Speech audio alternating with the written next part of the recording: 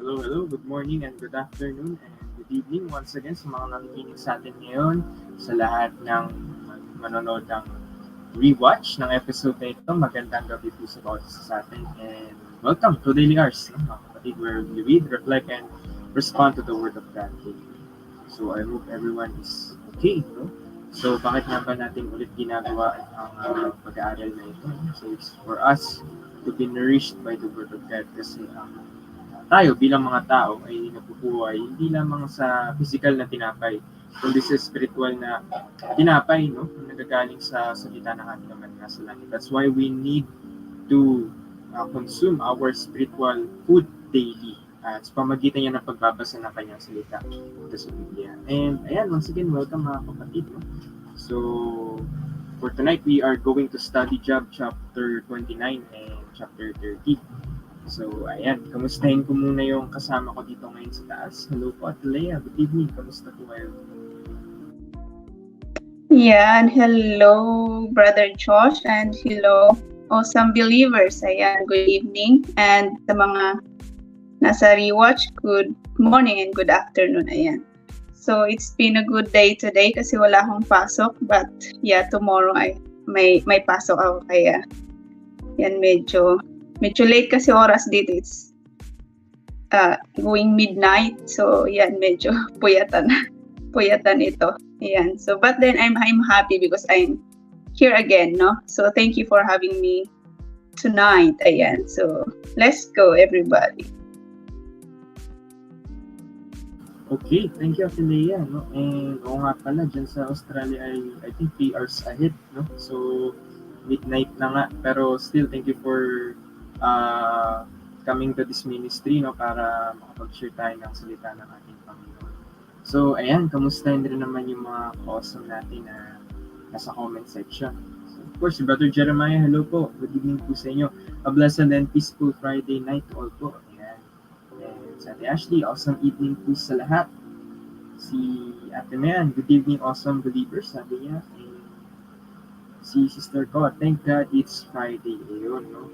Tama, weekend. At bukas makakapagpahinga dito naman kami. Kaya, ayan, sige, tuloy-tuloy tayo mga kapatid, no? Walang makapigil sa atin sa pag-aaral ng salita ng ating Panginoon. Ayan, napakaganda na pag-aaralan natin yun. It's about the book of Job. So, I myself, hindi ako ganun ka-familiar sa book of Job. And since it's a poetry book, no? So, parang kailangan mo talaga ng deep understanding and logic para maintindihan yung mga nakasulat dito. Pero buti na lang may mga ganitong ministry, no, para mapag-usapan natin itong mga bagay na nagpapalitan tayo ng mga insights. So, ayan, meron pang mga nag-comment. Of course, si Ate Lord, good evening, sabi niya, and good evening rin po sa inyo. And of course, Kuya Jesse, awesome evening, everybody, everyone. Ayan, so, sige, pasok lang tayo mga kapatid, as we read on and share the Word of God dito sa episode na to. But before we read Job chapter 29 and 30, magkaroon muna tayo ng konting recap. Ano ba yung napag-usapan natin last time, no, sa previous episode, no? It's about Job chapter 28, no, where wisdom is found. So nagkaroon kasi ng discourse on wisdom dito si Job, no? Alam natin yung pinag-aralan niya matindi. Hirap yung kalagayan niya. Pinakamalaking dagok siguro sa kanya yung faith niya medyo nagiging shaky na, gawa nga ng din na naman kasalanan kung bakit siya ay naghirap ng ganito, nagkasakit ng ganyan. He is a righteous man before God, at patuloy siyang sumunod sa Panginoon. Kanya lang, due to Satan's test, no, ito yung nangyari sa kanya. But still, pinanghawakan niya kung ano yung kaya niyang panghawakan dito sa buhay niya. And one of those things is the wisdom. No? So, sabi niya ron, where can wisdom be found? Diba? Tinanong yung sarili niya or yung mga kausap niya. And where is the place of understanding? Sa verse 12. Man does not know its value, nor it is found in the land of the living. So, yung mga tao daw, nabanggit dun, na parang hindi nila masyado pinapahalaga yung wisdom. Mas kapansin-pansin yung earthly materials, yung earthly wealth, di ba? So, nabanggit na rin yung mga precious stones na natatagpuan at ginagamit ng mga tao. Pero pagdating sa wisdom, bakit parang kakaunti lang yung meron? Hinahanap niya yung wisdom. Kasi sabi niya, wisdom is above all else. Pinangahawakan niya talaga na yung karunungan ng tao ay ang isa sa mga pinakamahalaga na bagay dito sa mundo. At yung wisdom na yun, in conclusion, sabi niya matatagpuan lang doon yun sa ating Panginoon. Kanina pa ba, mga kapatid? Kaya sabi niya rito, then he saw wisdom and declared it pertaining to God. And he prepared it, indeed, he searched it out. Which means God is the wisdom of this world. So, ayun, kung gusto daw natin makatagpo ng karunungan, lumapit tayo sa Panginoon. Kasi itong earthly wisdom natin ay iba dun sa heavenly wisdom ng ating Panginoon Diyos. So, sabihin natin, marami nga tayong alam tungkol sa science, biology, chemistry. Lahat ng yan hanggang dito lang, di ba? Pero pagdating natin at humarap tayo sa Panginoon, magagamit ba natin yung mga wisdom and knowledge na yun? Hindi. Dito lang yan, mga kapatid. That is why it is very important for us to study the Word of God as well. Kasi wisdom begins in the fear of the Lord, di ba? Sabi sa Proverbs. Kaya we are doing this daily rin, mga kapatid, napakahalaga na talaga ng mga ganitong gawain. Kaya let's keep on supporting this kind of ministry. So, ayan, I cannot give further justice dun sa napag-usapan kagabi, no? Kaya I encourage everyone who missed the previous episode to rewatch kung ano ba yung napag-usapan natin last night. Kaya magkaroon tayo ng healthy discussion so that magkaroon tayo ng recap rather para buong buo yung masagap nating wisdom. So, ayan. Kumustahin muna natin yung mga makapasok lang. Good evening, sabi ni Brother Kaloy. Hello po sa inyo. Magandang gabi rin. And I think we can proceed to our reading na, no? But before that, mga kapatid, I encourage everyone to share their insights and comments dyan sa comment section natin as we read on. Hilingin ko si Ate Leia to read us our text for tonight. So please type in your awesome comments so that makapag-start na tayo. Sige. Okay, just give me a minute to prepare yung ating screen, ano? Okay. Ayan, start na mag-awesome ang ating mga ka-awesome. So I think they are ready. So, ayan. Kita ba, Ate Leia? Okay lang? Or lakihan ko pa? Sorry. I can just read it in my Bible na lang. Okay, sige po. Okay. Ayan, sige. Yeah. So, adjust ko lang. And, Job chapter 29 muna, the whole chapter. Then, later na lang yung Job chapter 30 after ng first insight. Oh. So, Okay. sige po, ready when you are. So, Job chapter 29, ayan. So, verse 1. Job further continued his discourse and said, "Oh, that I were as in months past, as in the days when God watched over me, when his lamp shone upon my head, and when his light I walked through darkness, just as I was in the days of my prime, when the friendly counsel of God was over my tent, when the Almighty was yet with me, when my children were around me, when my steps were bathed with cream, and the rock poured out rivers of oil for me. When I went out to the gate by the city, when I took my seat in the open square, the young men saw me and hid, and the aged arose and stood.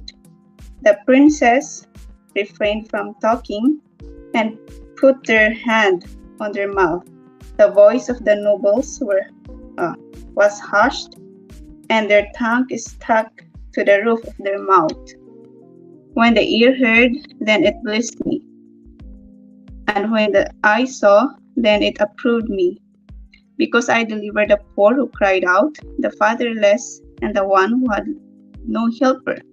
The blessing of the perishing man came upon me, and I caused the widow's heart to sing for joy. I put on righteousness, and it clothed me. My justice was like a robe and a turban. I was eyes to the blind, and I was feet to the lame. I was a father to the poor, and I searched out the case that I did not know. I broke the fangs of the wicked, and plucked the victim of his teeth. Then I said, I shall die in my nest, and multiply my days as the sand.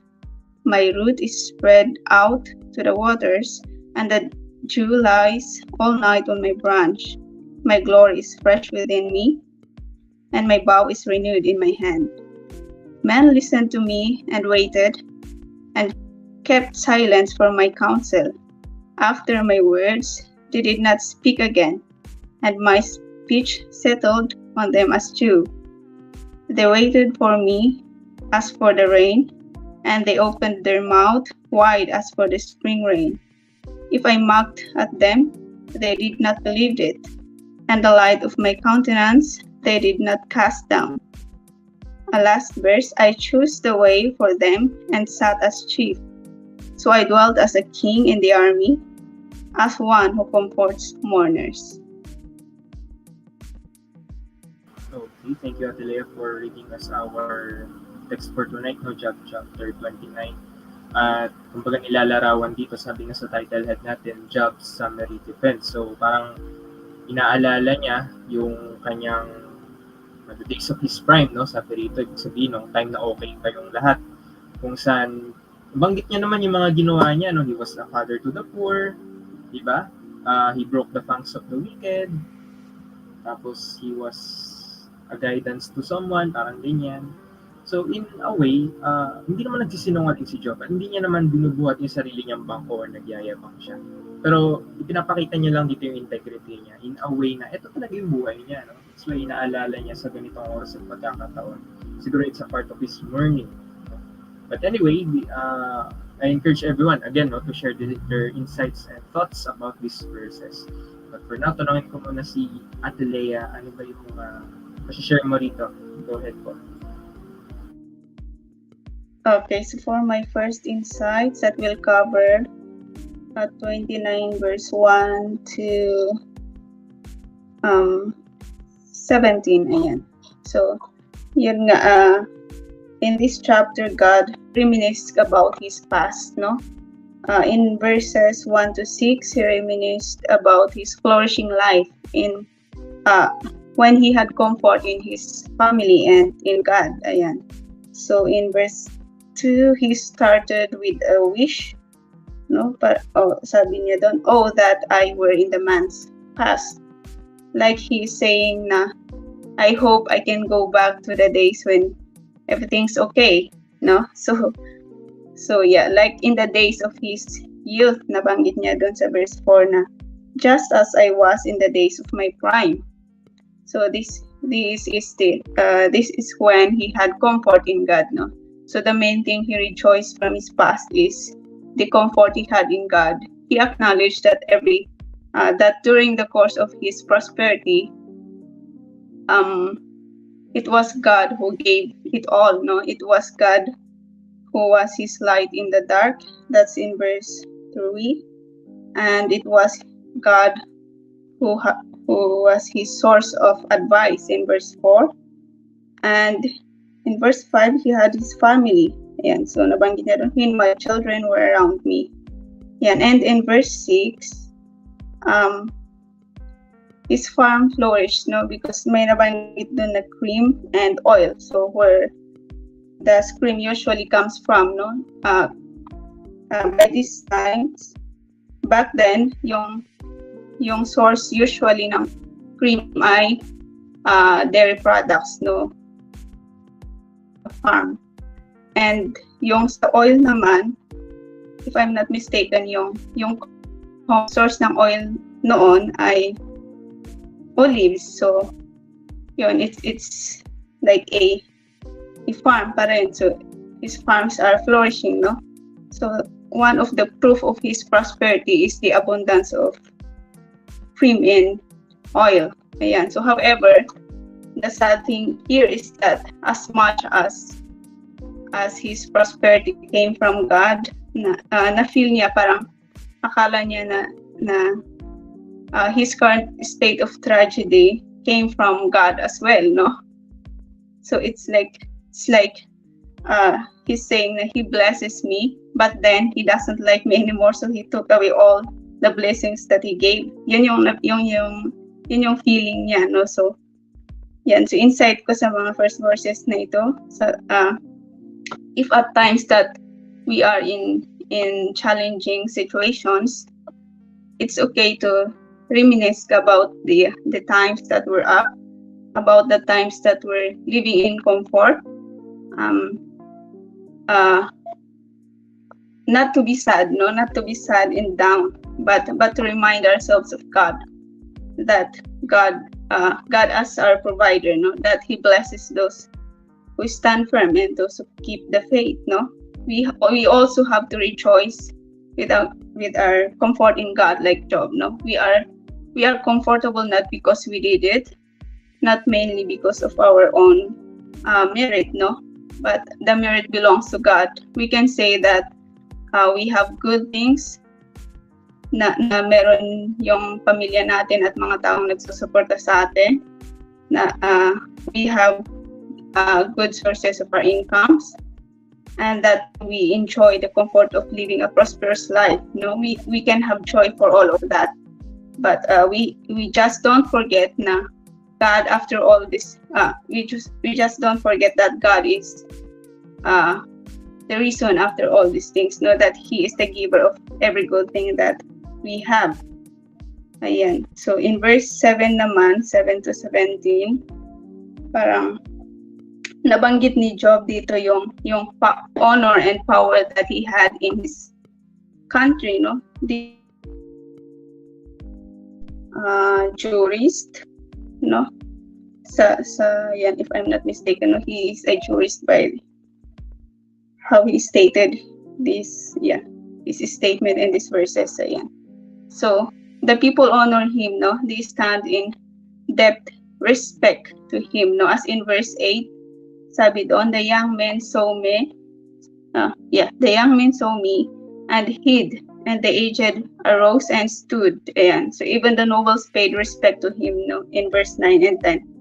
Ayan. So he has the honor of being at service. No, he delivered the poor, the fatherless, the perishing, even the widow. Ayan, nabanggit dito. No, he was the eyes to the blind and the feet to the lame, and the father to the poor. No, and as much as he delivered all of them, he also restrained the wicked, no, by breaking their fangs. Ayan, nabanggit sa verse 17. Ayan. So he took away their power by breaking their fangs.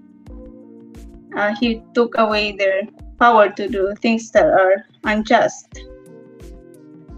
So he was therefore a protector to the innocent and a restrainer to the evildoers. Ayan. So may insight naman sa verses na ito. Yan. So being fair in different circumstances. Yan nga. Si Job parang he served as a protector to the innocent and a restrainer to the evildoers. So he is fair in different circumstances. No, so this brought his righteousness. No, this part of our reading. So how he helped the needy and how he punished the offenders. No, he brought his righteousness. And also we should have the honor to be at service for our people as well, most especially to the church. Ayan. So that's one na hindi dapat natin makalimutan, no, to kahit minsan malayo tayo sa church or nasa work tayo, we have to always remember to be at service. No, if we have time, we have to be at service. No, hindi, no, I mean, we have to make time, no, to be at service. Yan. And one more thing is that if at times now we don't feel valuable, no, because we are suffering, we have to please hold on to the righteous things that we did through God, no. We have to hold on to the main reason na why we should be standing firm, and that is God, no. That the God who gave us the wisdom, the God who gave us the ability to do righteous things, ayan. So we have to hold on, no? Kasi minsan kasi hindi natin maiwasan na because we are suffering, we feel invaluable. Parang wala tayong maitutulong, parang walang saysay, ganun yung feeling natin. No, we have to be reminded na parang si Job, parang nag-reminisce siya sa past kung saan ay marami siyang natutulungan. Yun. So it's good then to reminisce the things that we did, no, for God or for His service, ayan. To parang to uplift us, no, to stand firm. Ayan. Doon muna ako for my first response. Ayan. Thank you for Okay.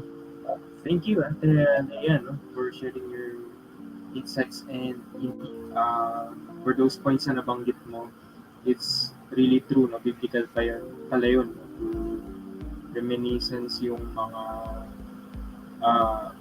past good things na nangyari sa'yo or ginawa mo in your righteousness.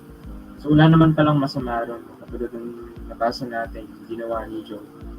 So hindi siya nagyayabang or nagbubuhat ng bangko in a sense, kasi kung babasahin natin parang yung panahon ng kabataan ko, ganito ako, ganyan, di ba? So di naman sa ganun, pero ito kasi talagang nangyari at katotohanan. Bible na rin mismo yung nagsabi na Job is indeed a very righteous person and blemishless or spotless in the eyes of God. So makikita natin dito, mga kapatid, one thing na makukuha nating magandang example kay Job, na he is very wealthy, mayaman siya, pero hindi siya nasilaw sa kayamanan. He used those wealth to bless the others, to help them, and to become a blessing in everyone, di ba? So, ayun, nakikita natin na it's one thing na dapat ma-adopt natin as Christians, di ba? A very Christ-like principle yung pinakita sa buhay ni Job dito. So, one thing na katulad ng banggit ni Ate Leia, no, walang masamang alalahanin yung mga kabutihan na gawa natin. Even God, naalala niya lahat at hindi siya nakakalimot sa mga mabubuting bagay na ginawa natin para sa Kanya, para sa ating sarili at para sa ibang tao. So, alam na ng Panginoon yan. Kaya, siguro, it's also an personal encouragement for us, di ba? Na kung nagawa ko to dati, naging righteous ako, and up until now, I can obey God, di ba? And live in obedience to Him. So, ayun. And then sa second part ng sharing ni Ate Leia, no, nabanggit ko yung about sa dito, parang you feel worthless pagka ikaw ay may problema, may pagsubok, or may matinding sakit. Diba? Minsan iniisip natin wala nang pag-asa, wala na tayong ambag sa iba, worthless na tayo, pabigat na lang. Pero hindi po, mga kapatid, no? Makikita natin dito na pag may mga ganung pagsubok, kapit tayo sa Panginoon.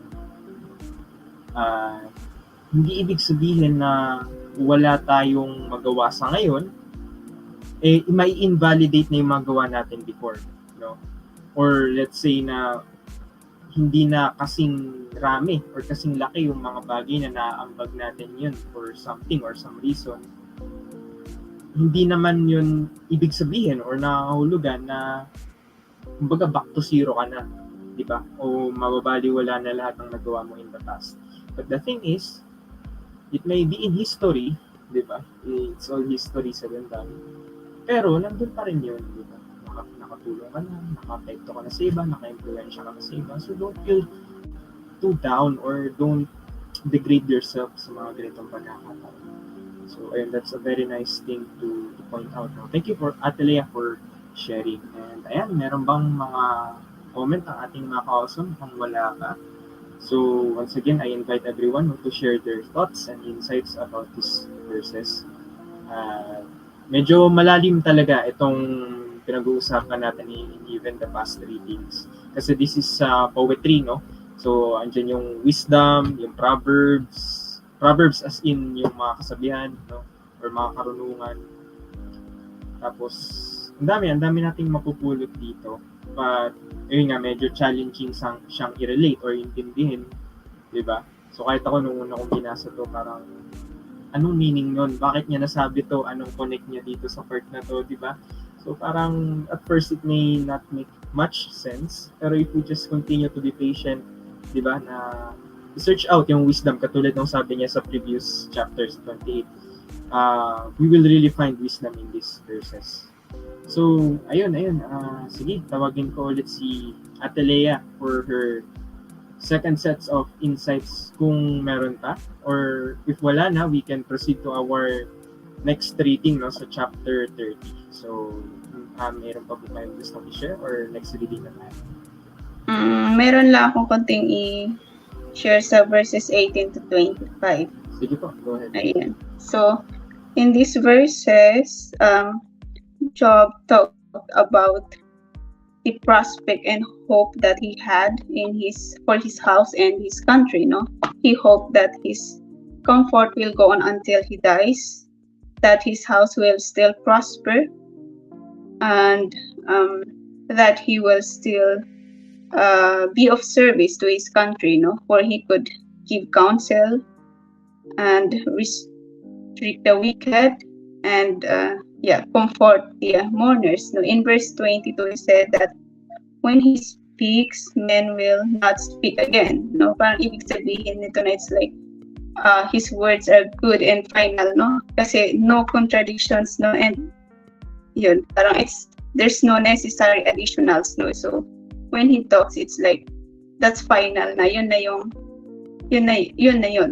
Wala nang katuloy pa yun. So it's like this here is like a characteristic of a wise leader. Ayan. So in addition, he speaks of dwelling as a king in the army in verse 25. Meaning, ayan, he gives righteous and undisputable orders. So all of this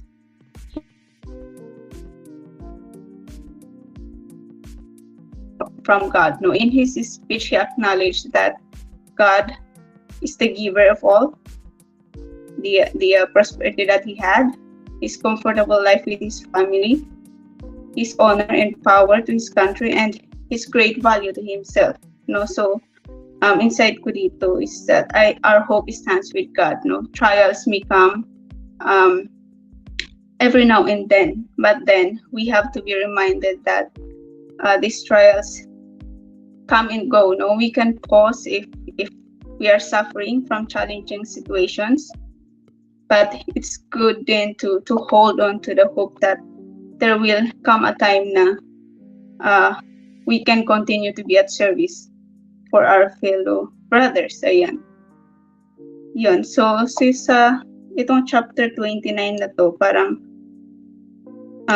yung main dito na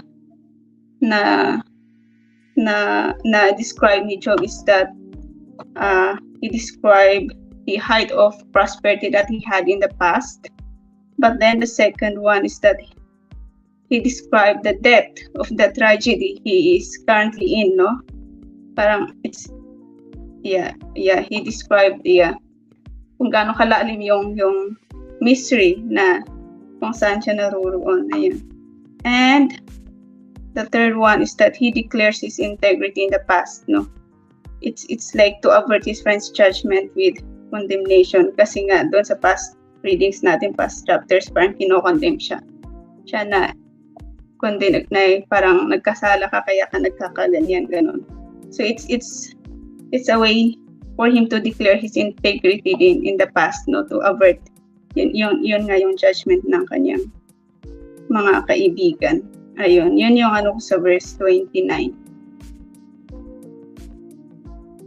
Okay, thank you, Ate Leia. No? And indeed, kumbaga, ito talaga yung pinaka-defense niya eh. Kasi, like what you had said in the previous chapters and verses, sinabihan siya ng kanyang mga kaibigan o ng mga taong malapit sa kanya na, ayun kasi, makasalanan ka, kaya pinarusahan ka ng Diyos, di ba? So, in a way, may sense naman, di ba? Aanihin mo kung anong tinanim mo, kung nagtanim ka ng masama, masama rin balik sa'yo.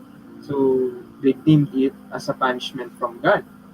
Pero, hindi naman nagkasala si Job, di ba? So, alam naman natin yung dahilan kung bakit siya nagkaganito. It's because of the testing of Satan, which God allowed naman. Pero makikita natin na kahit matindi yung sitwasyon niya, matindi rin yung kapit niya, di ba? Hindi siya basta bumibigay, though sabi natin hindi shake yung faith niya, pero tuloy-tuloy lang siya. So, sana ganun din tayo mga kapatid. We're not perfect and darating yung time na mayayanig talaga tayo, pero kapit lang sa Panginoon. Sige. So, I think kung wala pang mga comments, mga kapatid, sige, let's proceed to our next chapter, chapter 30, verses 1 to 31. So, sige, may request Ate Leia to read this chapter again for us. Go ahead po. Okay, so chapter 30, ayan. So, but now they mocked me. Verse 1, but now they mocked at me, men younger than I, whose fathers I disdain to put with the dogs of my flock. Indeed, what profit is the strength of their hands to me? Their vigor has perished. They are gone from want and famine, fleeing late to the wilderness, desolate and waste, who pluck mallow by the bushes, and broom tree roots from their food. They were driven out from among men. They shouted at them as at a thief. They had to live in the clefts of the valleys, in caves of the earth and the rocks. Among the bushes they prayed, under the needles they nestled. They were sons of fools, yes, sons of vile men. They were scourged from the land. And now I am their taunting song. Yes, I am their byword. They abhor me. They keep far from me. They do not hesitate to spit in my face, because he has lost my bowstring and afflicted me. They have cast off restraint before me. At my right hand the rabble arises. They pushed away my feet, and they raise against me their ways of destruction. They break my path. They promote my calamity. They have no helper. They come as broad breakers under the ruinous storm. They roll along. Terrors are turned upon me. They pursue my honor as the wind, and my prosperity has passed like a cloud. And now my soul is poured out because of my plight. The days of affliction take hold of me. My bones are pierced in me at night, and my gnawing pains take no rest. By great force, my garment is disfigured. It binds me about the collar of my coat. He has cast me into the mire, and I have become like dust and ashes. I cry out to you, but you do not answer me. I stand up, and you regard me, but you have become cruel to me.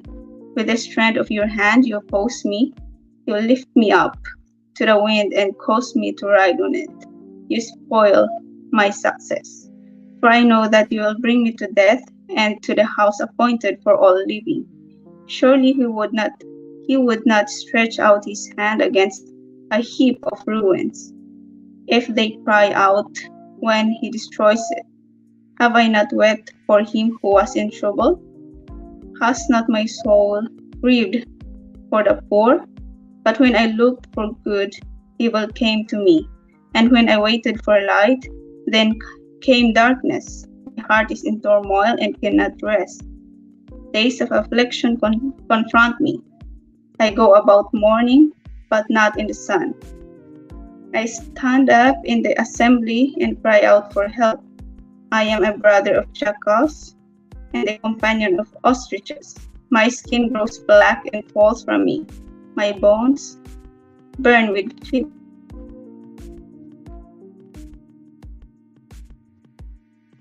So weep. Chapter 30. Okay, thank you Atlea for reading us our last chapter no, for this night. At makikita natin medyo kabaliktaran naman yung kinukwento niya. At sabi sa header, jobs, wealth, now poverty. No? So nakita natin meron siyang mga striking verses dito na patungkol sa Panginoong Diyos. No? Sa latter verses nabanggit niya na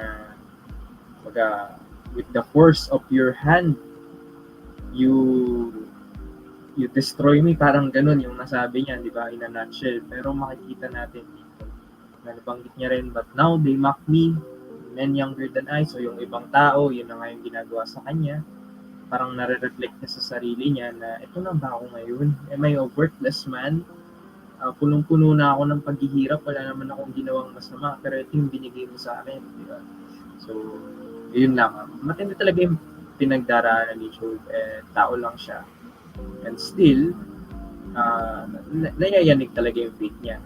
I think anyone na nandito sa kanyang position be in the same emotions. No? So, ayun, before ko tawagin si Ate Lea, meron palang comment si Brother Jesse dun sa sharing natin kanina. No? Based on chapter 29, this shows that Job is not and cannot be labeled as wicked, like what his friends were insisting. Ano man sabihin ng iba, basta alam mo sa sarili mo na tapat ka, lalo na sa Diyos. Totoo. No? Yun yung isang bagay na napakalaga kasi nung point na to. Thank you, Brother Jesse, for stating this. Kasi even others destroy us, verbally, physically. Pero within us, tayo pa rin yung may control sa sarili natin. Di ba?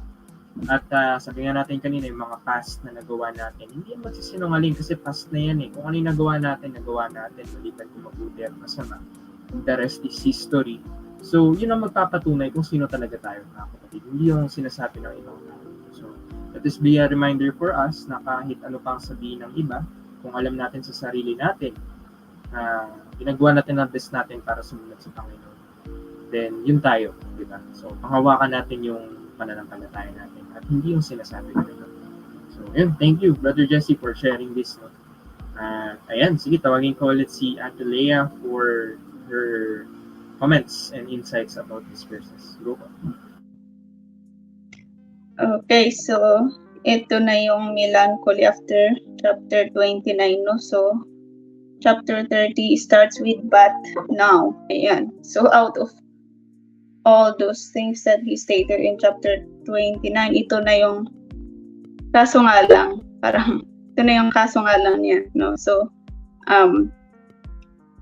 in the first verses, yan,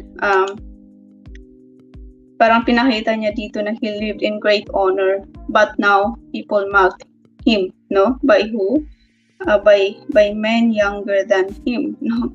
The younger men who ought to behave in respect to their elders, no?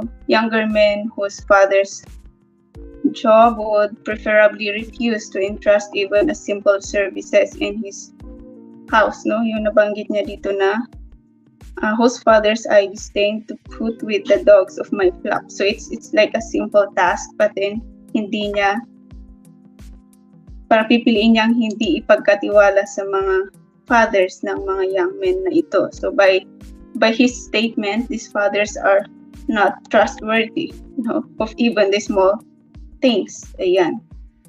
So the situations in these first verses, parang it's harsh, no, to Job, because when he was the jurist in chapter 29, yung nabanggit niya rin, he helped in maintaining the peace, in short, peace, no, by executing righteous judgments to offenders and extending great help to those in need.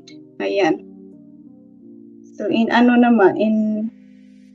verses 9 to 14, ayan, the world, or should I say the people, no, his people completely turned their backs on him.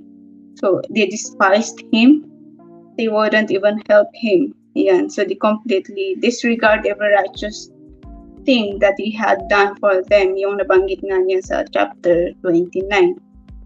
So, yung reason na alam niya na dahil parang naging cause ng contempt against sa kanya ay nasa verse 11, no? So, sabi niya doon, because God has loosed my bowstring and afflicted me. So, feeling niya, God had taken his honor, no? And let the people do what they pleases to do with him, no? That is to despise him and disregard his accounts. Ayan. So insight ko dito is that it's a reminder for us na young ones na sana hindi tayo yung maging dahilan, no, para ma-disappoint or should I say masaktan yung ating mga elders, no, dahil sa kawalan ng respeto. Yan. So yung case ni Job na ito ay pinapakita sa atin yung important role of respecting our elders. Ayan. So after every good thing that we do for people, it is possible then na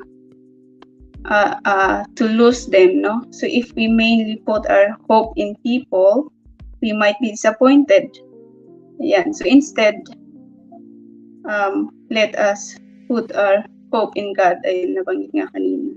Na we have to hold on to our hope in God. Ayan. So doon muna ako sa hanggang verse 40. Ayun. Okay, thank you, Talia. Yun nga, katulad ng sabi mo, makikita natin ito na somewhat we can say na is complaining. No? Pero yung complain na to, it's kumbaga genuine na kung ano talaga sa loobin ng kanyang puso. As we have said earlier, Job is still human. Kung mabasahin talaga natin yung buong book ng Job, makikita natin yung distress ng isang tao kung saan andun yung talagang matinding emotion, kapatid, no? And we can say na talagang matatanong niya yung Diyos, bakit ba nangyayari sa akin ito? Diba? So, eto na nga, makikita rin naman natin yung response ng ating Panginoong Diyos sooner or later. Makikita natin yung realization ni Job yun nga, in the future. Pero, in the future reading, no? Kasi tapos na tayo. Pero makikita natin dito na kahit sino talaga, kahit gaano ka pakatayog sa buhay, kahit marami kang wealth, wisdom, diba? So, isang idlap lang, pwede kang bumagsak. Kaya wala talagang kahit sino sa atin ang dapat magmalaki. Kasi siguro nasa taas tayo ngayon at masaya tayo. Meron tayong pagkain sa ating mga lamesa, pero pagdating ng ilang buwan, taon, di ba? Hindi natin alam kung ano yung pwede mangyari. That's why we must always be humble. We must always go to God, no? At humingi sa Kanya ng tulong at gabay.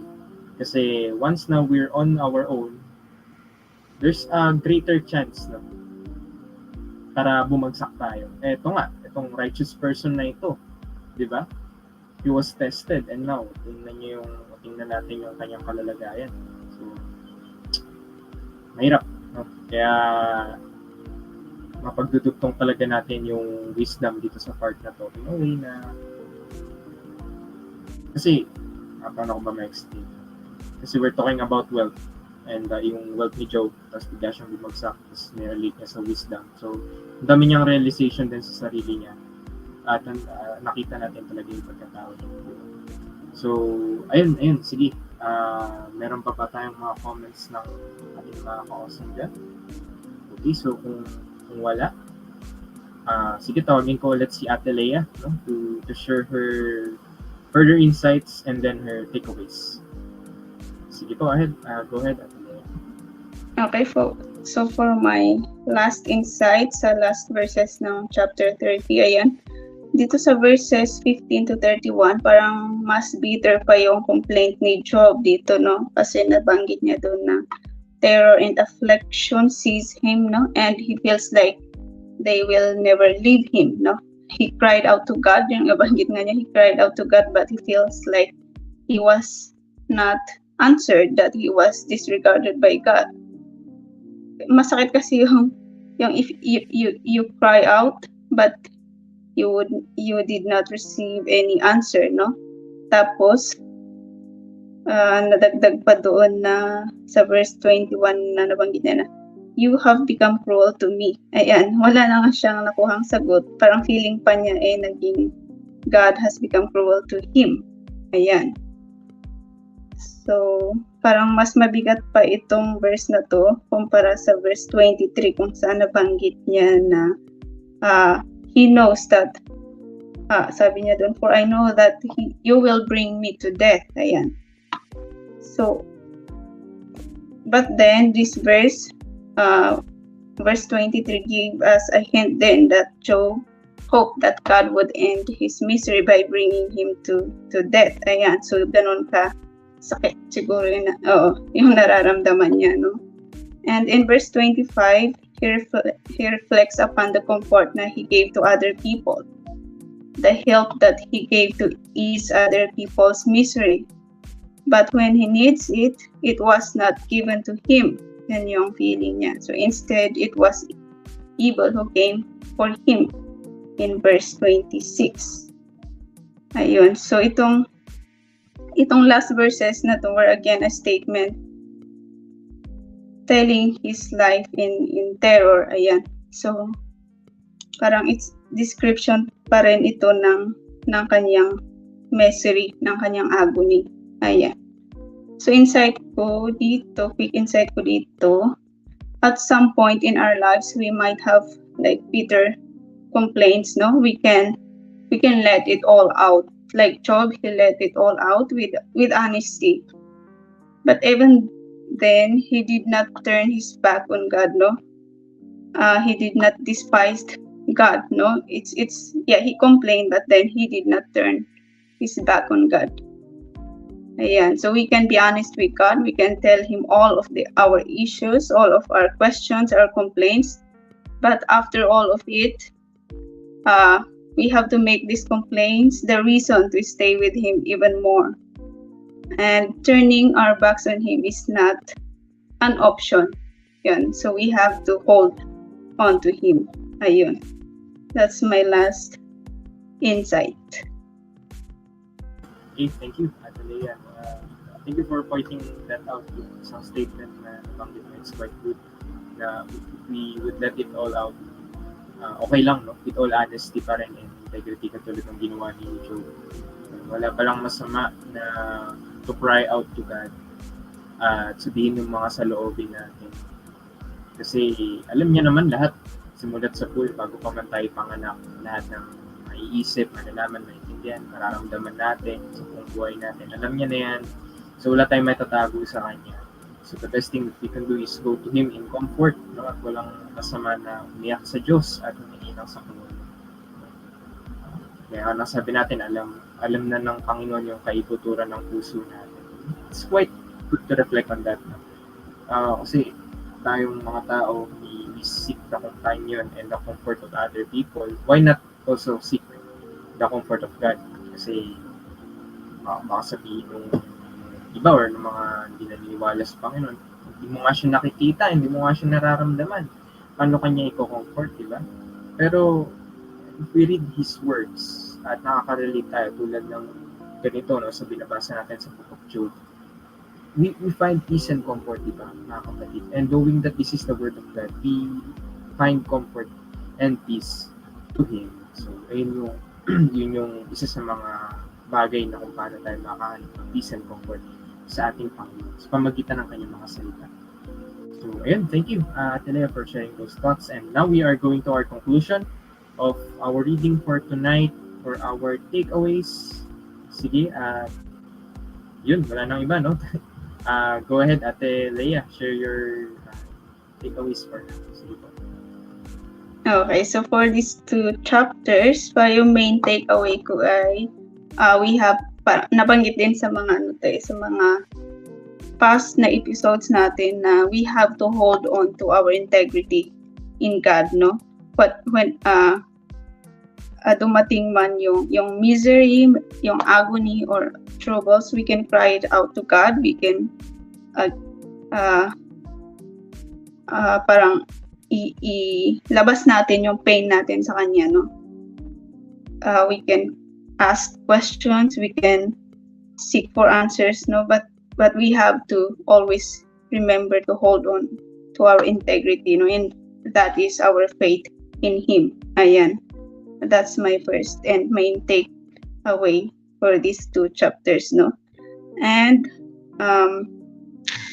another one is we have to long to be at service for God, for the church. Ayan. And of course, yung sa 30, ayan, we have to be respectful, no, to all, not just to our elders but to everyone. Ayan. Yan yung mga so far takeaways ko for tonight's reading. And thank you for having me again. Thank you, Ate Leah, for sharing those final insights. And indeed, kapit lang talaga tayo sa Panginoon, mga kapatid. No? Mahirap man itong buhay na to, marami ng pagsubok, pero at the end of the day, sa Kanya pa rin tayo mabalik. So, all in all, sa Panginoon talaga lahat. So, ayun, once again mga kapatid, maraming salamat for tuning in with us. Kung wala na talagang magko-comment ng kanilang mga insights, then I think that's it, no? So, ayun, maraming salamat, Ate Leah, for sharing your insights for our text for tonight. Kahit anong oras na dyan sa Australia, you're still willing to be part of this ministry. Maraming salamat po. And sa mga kapatid natin na patuloy na sumusuporta at nanonood, please continue to read, reflect, and respond to the Word of God with us, no, daily dito sa Awesome Believers Cross sa Facebook at sa YouTube. Same time, same place, 9 p.m. So, ayun, maraming salamat once again mga kapatid. And that concludes our reading for tonight, no? At see you again tomorrow. And lagi nga natin sinasabi dito, let your light shine wherever you are. And let the beauty of Jesus be seen in you. Maraming salamat. Good night. God bless. And don't forget to pray. Happy weekend.